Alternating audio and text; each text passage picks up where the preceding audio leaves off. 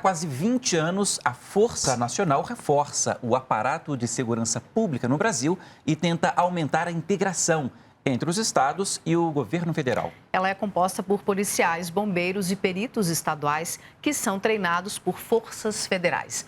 Mas há condições específicas para convocar a Força Nacional. Para explicar quais são elas e quantas operações estão em andamento neste momento, você acompanha uma entrevista ao vivo com o diretor da Força Nacional, o coronel José Américo Gaia.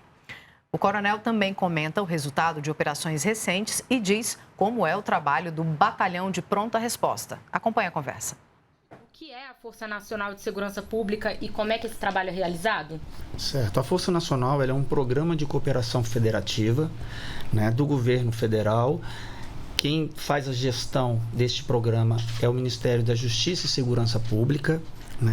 Ele tem a finalidade de atender às atividades de serviços imprescindíveis, à preservação da ordem pública, à segurança de pessoas e do patrimônio, atuando também em emergências e calamidades públicas.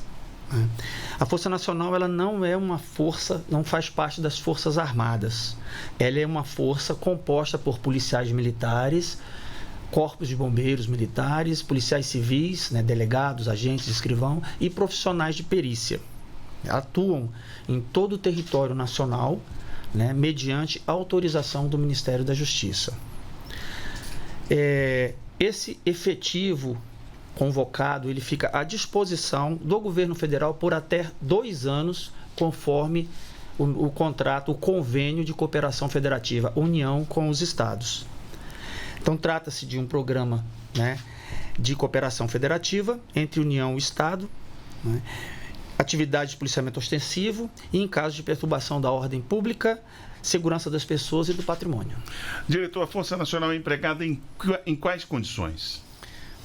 Olha, a Força Nacional, ela pode, como disse anteriormente, ser empregada em todo o território nacional e ela atua de acordo com as solicitações dos governadores de estados ou dos ministros de estado, para apoiar um órgão, ou um ente estadual, ou um ente federal.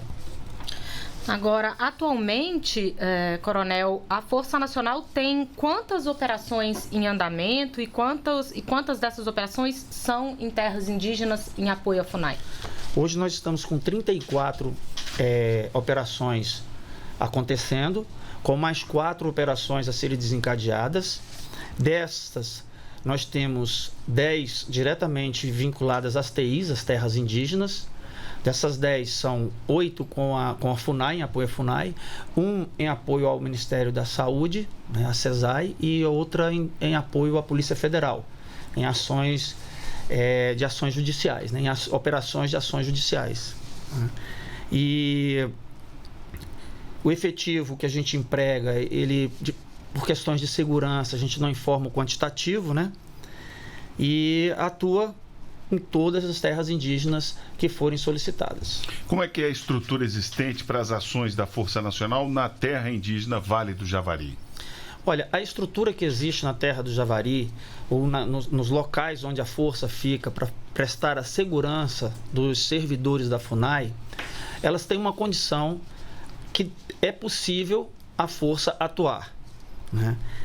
É uma atividade integrada com esses agentes, até porque a força não atua sem um órgão demandante no local, E cada um dentro da sua expertise, atuando lá. Lembrando que os servidores de segurança pública, eles são voluntários. Então, se o profissional ele está atuando no Vale do Javari, que é lá no coração da Amazônia, de difícil acesso, ele é voluntário. E, portanto, existe um engajamento muito grande desse profissional. Pela sua voluntariedade, ele é uma pessoa mais engajada, percebe-se. E atua em todos os territórios, todas as partes do país, especificamente ali, nesse caso em si, no Vale do Javari, que é uma região de difícil acesso, uma região muito complicada de atuar. A força procura dar estímulo para esses profissionais que vão voluntariamente? Sim. Quais são os benefícios que o profissional recebe, Além da diária, ele recebe uma diária, mas ele tem uma cobertura, ele tem um plano de saúde completo com UTI do ar, ele tem acesso à defesa pela AGU, pela Advocacia Geral da União, Ele tem também um seguro de vida. Se qualquer coisa que acontecer com ele, ele vai ser coberto por um seguro de vida, e tem também o auxílio que a gente não quer usar nunca, que é o auxílio funeral, né? Para translado do corpo e tudo mais. Qual é o tipo de armamento que a Força Nacional utiliza? Olha, hoje a Força Nacional, ela utiliza o que se tem de melhor nas polícias militares do Brasil, tá? Inclusive do Exército Brasileiro, dentro daquele calibre permitido, que é do 7,62 até a 9mm. E os profissionais da Força Nacional, eles, por doutrina, eles detêm 2 armamentos. São 2 armamentos de porte, que é uma arma curta e uma arma longa.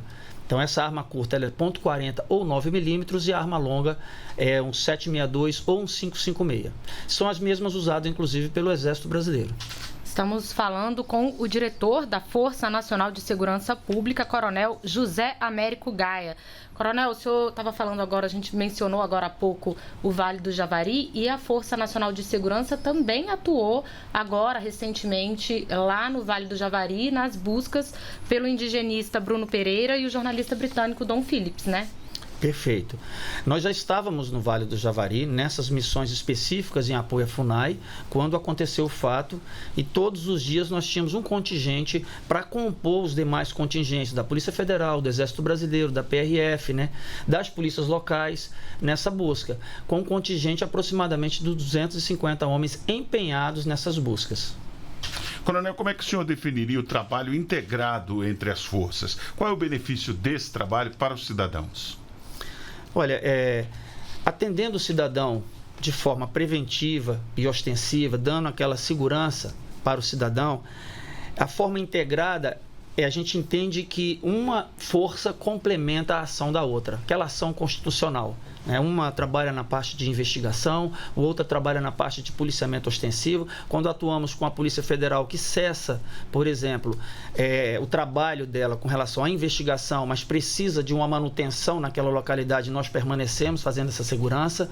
Então, ou seja, há uma complementação, um sincronismo das operações, junto com essas forças, que como benefício a gente traz ali uma sensação de segurança para aquela comunidade local, né? Uma presença que traz uma certa tranquilidade, em se tratando principalmente de ITIs. Eles rogam muito pela presença das forças de segurança na localidade para poder dar um pouco mais de tranquilidade para eles. Até o conhecimento geográfico, né, do ambiente, das particularidades, né, pode ajudar, né? Perfeito, mas antes de operarmos em qualquer terreno, em qualquer área, né, no território nacional, nós trabalhamos também com georreferenciamento, né, e geointeligência. Então, quando saímos com essa tropa, eles conhecem de forma espacial, eles conhecem bem a área, sabem as suas delimitações e sabem aonde e como ele vai progredir no terreno, quais são as vias de acesso mais fáceis, mais seguras. Tudo isso a gente consegue subsidiá-los através de um pouco de informação e através do georreferenciamento em parceria com o Sensipan. É uma experiência que faz toda a diferença, né, Exatamente. Coronel? Em termos práticos, como é que se dá esse treinamento dos agentes que integram a Força Nacional?